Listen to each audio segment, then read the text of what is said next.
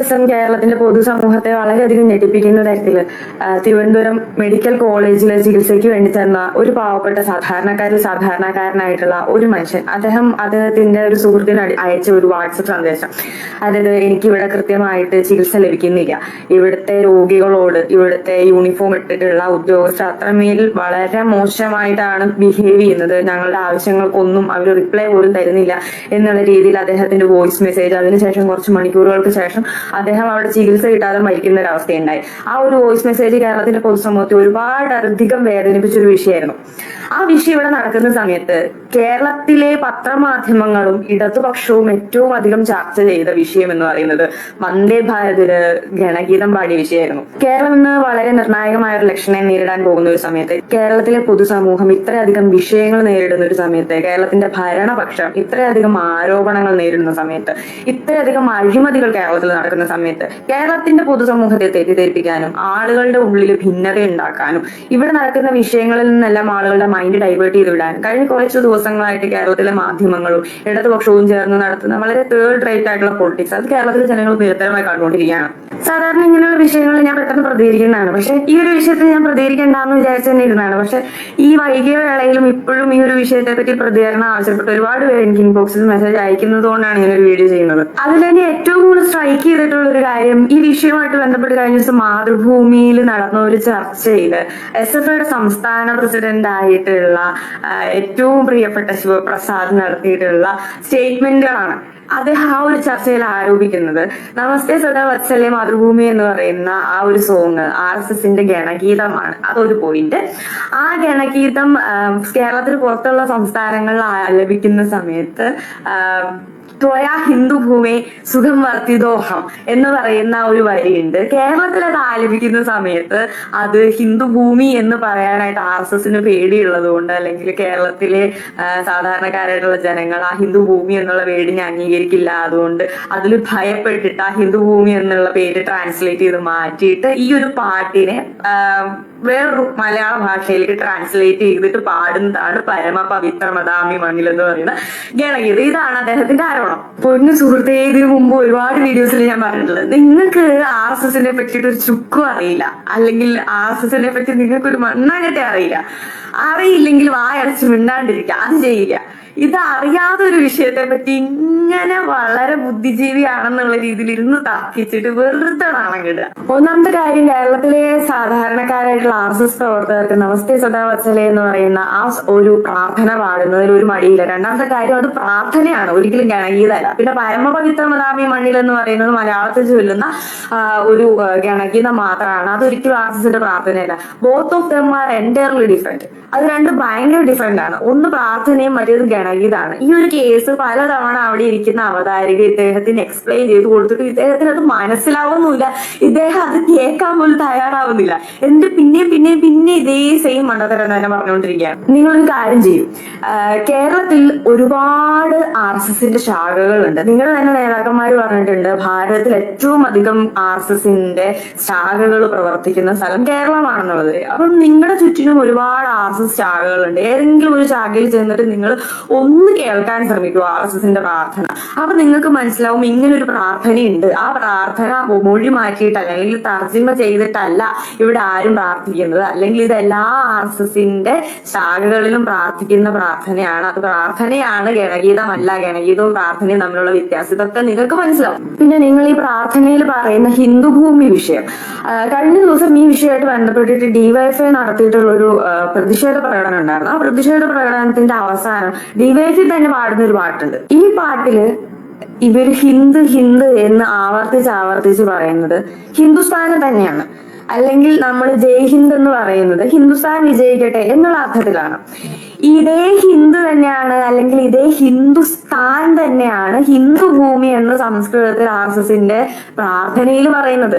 അത് ഏതെങ്കിലും ഒരു പർട്ടിക്കുലർ റിലീജിയന്റെ ഭൂമി എന്നല്ല അതിന്റെ അർത്ഥം. ഹിന്ദുസ്ഥാൻ എന്ന് ഏതൊക്കെ കാലങ്ങളോളം ഭാരതത്തെ വിശേഷിപ്പിക്കുന്നു, ആ ഹിന്ദുസ്ഥാനിന്റെ അതേ ട്രാൻസ്ലേഷനാണ് ഹിന്ദു ഭൂമി എന്ന് പറയുന്നത്. അത് ഏതെങ്കിലും ഒരു മതമോ അല്ലെങ്കിൽ ഏതെങ്കിലും ഒരു ജാതിയോ ആയിട്ട് ബന്ധപ്പെട്ടതല്ല. നിങ്ങൾ ഘോരം പ്രസംഗിക്കുന്നുണ്ടല്ലോ RSSന്റെ ഹിന്ദുത്വ അജണ്ട എന്ന്. ഇത് നിങ്ങൾ വിചാരിക്കുന്നത് പോലെ നിങ്ങളുടെയൊക്കെ സർട്ടിഫിക്കറ്റിൽ എഴുതി വെച്ചിരിക്കുന്ന ഹിന്ദു എന്ന് പറയുന്ന ആ സാധനമല്ല. അതൊരു സംസ്കാരമാണ്, അതൊരു രാജ്യത്തിന്റെ മറ്റൊരു നാമാണ്, അല്ലെങ്കിൽ ആ രാജ്യത്തിന്റെ കാതലാണ് ആ ഒരു പർട്ടിക്കുലർ വേർഡ് എന്ന് പറയുന്നത്. അത് നിങ്ങൾ ഉദ്ദേശിക്കുന്ന ഒരു സാധനമല്ല. അത് നിങ്ങൾ ഇത്ര കാലമായിട്ട് മനസ്സിലാക്കിയിട്ടില്ല, ഇനിയും നിങ്ങളത് മനസ്സിലാക്കാൻ പോണില്ല. പിന്നെ പൊതുപരിപാടിയിൽ ഗണഗീതം പാടുന്നതിന്റെ ഔചിത്യത്തെ പറ്റി സംസാരിക്കുന്ന സമയത്ത് ഞങ്ങളൊക്കെ ഞങ്ങളുടെ കുട്ടിക്കാലത്ത് കലോത്സവ വേദികളിൽ പോകുമ്പോൾ ഏറ്റവും അധികം ദേശഭക്തി ഗാന വേദികളിൽ കേൾക്കുന്ന ഒരു പാട്ടാണ് പരമപവിത്രമതാമി മണ്ണിൽ, അല്ലെങ്കിൽ വന്ദേ ജനനി ഭാരത ധരണി എന്ന് പറയുന്ന ഗണഗീതം. ഇതൊക്കെയും അവിടെ ദേശഭക്തി ഗാനങ്ങളായിട്ട് ആലപിക്കുന്നതാണ്. അന്നൊന്നും ഒരു ഡിവൈഎഫ്ഐക്കാരനും പ്രതിഷേധിക്കാൻ വന്നിട്ടില്ല. ഗണഗീതം എന്ന് പറഞ്ഞിട്ടുണ്ടെങ്കിൽ ഗ്രൂപ്പ് സോങ് എന്ന് മാത്രമാണ് അതിനർത്ഥമുള്ളൂ. RSSകാർ പാടുന്ന ഗണഗീതങ്ങൾ അല്ലെങ്കിൽ ഗ്രൂപ്പ് സോങ്ങുകൾ, ദേശഭക്തി ഗാനങ്ങൾ നിങ്ങൾക്ക് പാടാനായിട്ട് പറ്റുന്നില്ല എന്നുണ്ടെന്നുണ്ടെങ്കിൽ അത് നിങ്ങളുടെ ഉള്ളിൽ ദേശീയബോധം ഇല്ലാത്തോണ്ടാ. ഇത്രയധികം ചർച്ചകൾ നടത്തി ചർച്ചകളെല്ലാം അവസാനിക്കുന്ന സമയത്തും ആ ഒരു ഗണഗീതത്തിന്റെ ഏത് വരിയിലാണ് പ്രശ്നമെന്നോ ഒരാൾക്ക് പോലും ചൂണ്ടിക്കാണിക്കാൻ സാധിച്ചില്ല. ആ ഗണഗീതങ്ങളുടെ ഒന്നും ഉള്ളില് ഒരു തരി പോലും വർഗീയതയോ അല്ലെങ്കിൽ വിദ്വേഷമോ ഒന്നും ഒളിപ്പിക്കുന്ന ഒരു വരി പോലും ഇല്ല. പിന്നെ നിങ്ങൾ റോഡുകളിലും വളരെ പബ്ലിക് സ്പേസുകളിലും ഒക്കെ ഇറങ്ങി നിങ്ങളുടേതായിട്ടുള്ള പാട്ടുകൾ പാടാറുണ്ട്. പുഷ്പനെ അറിയാമോ എന്ന് ചോദിക്കുന്ന ഗാനങ്ങൾ പാടാറുണ്ട്. പള്ളിയല്ല പണിയണം പള്ളിക്കൂടമായെന്ന് പറയുന്ന ഒരുപാട് ഗാനങ്ങൾ നിങ്ങൾ പാടാറുണ്ട്. പക്ഷെ ആ സമയത്തൊന്നും ഞങ്ങൾ നിങ്ങളുടെ അടുത്തൊന്നും ചോദിക്കാറില്ല, ഇതൊരു പൊതുവേദിയല്ലേ, അല്ലെങ്കിൽ ഇത് റോഡല്ലേ, അല്ലെങ്കിൽ ഇതൊരു പബ്ലിക് സ്പേസ് അല്ലേ, ഇത് സാധാരണക്കാരായിട്ടുള്ള ജനങ്ങളുടെ ടാക്സ് മുടക്കി ഉണ്ടാക്കിയിരിക്കുന്ന ഒരു സ്പേസ് അല്ലേ, ഇവിടെ നിന്ന് നിങ്ങൾക്ക് എങ്ങനെ നിങ്ങളുടെ രാഷ്ട്രീയത്തിന്റെ പാട്ട് പാടാൻ സാധിക്കുമെന്ന് ഞങ്ങൾ നിങ്ങളോട് ചോദിക്കാൻ പറയാറില്ല. ഇത് ഇന്ത്യ മഹാരാജ്യമാണ്. ഇവിടെ ഏതൊരു വ്യക്തിക്കും അയാളുടെ ആശയങ്ങളെ പ്രചരിപ്പിക്കാനും അയാളുടെ ഇഷ്ടമുള്ള പാട്ടുകൾ പാടാനുള്ള പൂർണ്ണമായിട്ടുള്ള അധികാരങ്ങളുണ്ട്. അപ്പൊ പിന്നെ അങ്ങനെയുള്ള ഒരു രാജ്യത്ത് ദേശഭക്തി ഗാനം പാടാനായിട്ട് നിങ്ങൾ പബ്ലിക് സ്പേസ് എന്നോ അല്ലെങ്കിൽ പ്രൈവറ്റ് സ്പേസ് എന്നോ ട്രെയിൻ എന്നോ ബസ് എന്നോ ഒക്കെ നോക്കേണ്ട കാര്യമുണ്ടോ? നിങ്ങൾ എന്ത് വേണമെങ്കിലും പറഞ്ഞോളൂ, നിങ്ങൾ എന്ത് തരത്തിൽ വേണമെങ്കിലും രാഷ്ട്രീയ വിദ്വേഷം പറഞ്ഞു തീർത്തോളൂ, അതൊന്നും ഞങ്ങളെ ബാധിക്കുന്ന വിഷയങ്ങളല്ല. പക്ഷേ ഒരു ചാനൽ ചർച്ചയിൽ വന്നിരുന്നിട്ട് ഇത്രയും വലിയ മണ്ടത്തരങ്ങൾ വിളിച്ചു പറയാനായിട്ട് കാണിക്കുന്ന ആ ഗട്സ് ഒന്ന് കുറച്ച് വെക്കാം. എതിരാളിയെ എതിർക്കാൻ വേണ്ടിയിട്ടാണെങ്കിൽ കൂടി വന്ന് നിന്ന് ഇതുപോലുള്ള വിഡ്ഢിത്തരങ്ങൾ വിളിച്ചു പറയാതെ എന്തെങ്കിലുമൊക്കെ ആ വിഷയത്തെ പറ്റിയിട്ട് കുറച്ചൊന്ന് പഠിച്ചിട്ട് പോവുക. അങ്ങനെ പഠിച്ചിട്ട് പോയിരുന്നു എന്നുണ്ടെങ്കിൽ, അല്ലെങ്കിൽ RSS എന്നുള്ളത് എന്താണ് എന്നെങ്കിലും ഒന്ന് പഠിക്കാൻ ശ്രമിച്ചിട്ടുണ്ടായിരുന്നു എന്നുണ്ടെങ്കിൽ നിങ്ങൾ ഒരിക്കലും പറയില്ലായിരുന്നു RSSന്റെ ഗണഗീതമാണ് നമസ്തേ വസതാ വത്സലേ എന്നുള്ളത്. ഞാൻ വീണ്ടും ഉറപ്പിച്ചു പറയുന്നു, ഞങ്ങൾക്ക് നിങ്ങളെ പറ്റിയിട്ട് A to Z കാര്യം അറിയാം, പക്ഷെ നിങ്ങൾക്ക് ഞങ്ങളെ പറ്റി ഒരു ചുക്കും അറിയില്ല. എന്നാണോ നിങ്ങൾ ശരിക്കും RSS എന്താണെന്ന് കൃത്യമായി മനസ്സിലാക്കുന്നത്, അന്ന് നിങ്ങൾ ഒരു RSSകാരനായി മാറും.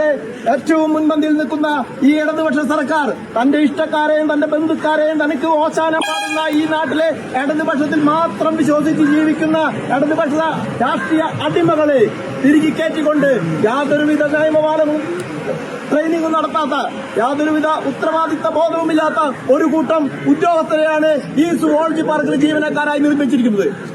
ഈ മാനുകൾ ചത്ത സാഹചര്യത്തിൽ, ഈ മാനുകൾ കടിച്ചു കൊന്ന സാഹചര്യത്തിൽ ഇവിടുത്തെ ഉദ്യോഗസ്ഥരുമായി ബന്ധപ്പെടുമ്പോൾ ഇവിടെ നമുക്ക് മനസ്സിലാക്കാൻ സാധിക്കുന്നത് ഈ സുവോളജി പാർക്കിന്റെ ഉത്തരവാദിത്തം ഇവിടെ ഡ്യൂട്ടിയിലുള്ള ഒരു ഉദ്യോഗസ്ഥനും ഇല്ല എന്നാണ് മനസ്സിലാക്കാൻ കഴിഞ്ഞത്. ആർക്കുമില്ല.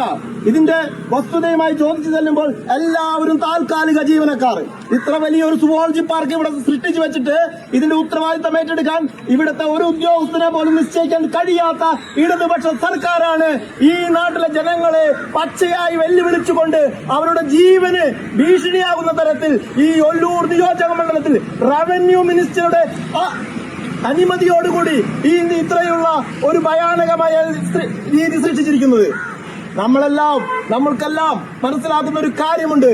ഒരു മൃഗത്തെ, ഒരു വന്യജീവിയെ, ഒരു കാട്ടുമൃഗത്തെ ഒരു കാർഷിക മേഖലയിൽ ഏതെങ്കിലും തലത്തിൽ വേട്ടയാടുകയാണ് ഉണ്ടായിട്ടുണ്ടെങ്കിൽ അവിടുത്തെ പാവപ്പെട്ട ജനങ്ങളെ ഏത് തരത്തിലുള്ള നിയമമാണ് ഉപയോഗിക്കുന്നുണ്ടെങ്കിൽ അതേ നിയമം അറിഞ്ഞുകൊണ്ട് നടപ്പിലാക്കി റവന്യൂ മന്ത്രി രാജിനെതിരെ ഉപയോഗിച്ചുകൊണ്ട്, ഫോറസ്റ്റ് നിയമം ഉപയോഗിച്ചുകൊണ്ട് അദ്ദേഹത്തിന് കേസെടുക്കണം. കാരണം 10 മാനുകളാണ് ഇവിടെ അറിഞ്ഞുകൊണ്ട് കൊലയ്ക്ക് കൊടുത്തിട്ടുണ്ടെങ്കിൽ അതിനെതിരെ നിയമ നടപടിയുമായി മുന്നോട്ട് പോകാൻ ഇവിടുത്തെ പിണറായി വിജയൻ തയ്യാറാവണം. കാരണം ഈ നാട്ടിലെ ജനങ്ങളുടെ വോട്ട് വാങ്ങിക്കൊണ്ട് ഈ നാട്ടിലെ ജനങ്ങളുടെ ജീവനും സ്വത്തിനും സംരക്ഷണം നൽകുമെന്ന് പറഞ്ഞുകൊണ്ട് അധികാരത്തിലെത്തിയ ഇവിടുത്തെ പട്ടിണി പാവങ്ങളുടെ ഒരു നേതാവാണ് ഈ പിണറായി വിജയനും ഈ കെ രാജനും. ആ അദ്ദേഹത്തിന്റെ മണ്ഡലത്തിൽ കാട്ടിക്കൂട്ടുന്ന ഈ മാടിത്തരങ്ങൾക്ക് യാതൊരുവിധ മാപ്പും നൽകാതെ ഇനി വരുന്ന ദിവസങ്ങളിൽ ഇതിനുള്ള ഉത്തരവാദിത്തം, ഇതിന്റെ നിജസ്ഥിതി ഈ നാട്ടിലെ ജനങ്ങൾക്ക് മുന്നേ അവതരിപ്പിക്കണമെന്ന് പറഞ്ഞുകൊണ്ട് ഈ സമരം താൽക്കാലികമായി ഒരു രാഷ്ട്രീയ ലാഭത്തിന് വേണ്ടിയല്ല എന്ന് ഉറക്കെ പ്രഖ്യാപിച്ചുകൊണ്ട് ഇതൊരു സൂചന സമരമാണ്. ഈ സമരത്തിന്റെ ഗതിയും രൂപവും മാറാൻ നിങ്ങൾ പറയുന്നത് പോലെ മാസങ്ങളൊന്നും വേണ്ട. വരും ദിവസങ്ങളിൽ ഈ നാട്ടിലെ ജനങ്ങൾക്ക് കൃത്യമായി മറുപടി കൊടുക്കാൻ ഈ പിണറായി വിജയന്റെ സർക്കാർ തയ്യാറായില്ലെങ്കിൽ വരും ദിവസങ്ങളിൽ ഭാരതീയ ജനതാ പാർട്ടി ഇവിടെ ശക്തമായ പ്രക്ഷോഭങ്ങൾക്ക് നേതൃത്വം നൽകുമെന്ന് മാത്രം പറഞ്ഞുകൊണ്ട് ഈ സമരത്തിന് എല്ലാവിധ ആശംസകളും നൽകിക്കൊണ്ട് എല്ലാവിധ പിന്തുണയും നൽകിക്കൊണ്ട് ഞാൻ നിർത്തുന്നു. ജയ് ഹിന്ദ്, വന്ദേ മാതരം.